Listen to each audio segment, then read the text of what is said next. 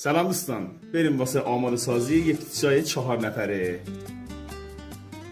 آب بلرم، نوچ قاشق، چایخوری مایع خمیر، نمک، شکر، روغن مایع پخت پس.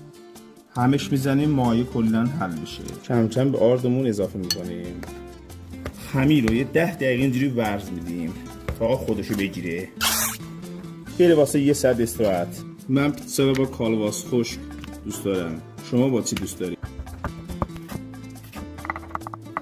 سینی فر رو چرب میکنیم.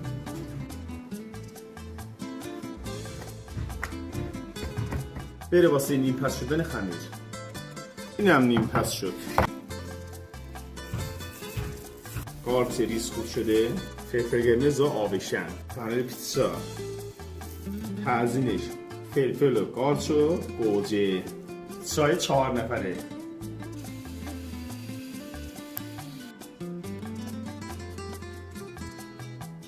این هم از نتیجه کار. امیدوارم از این آموزش لذت برده باشی.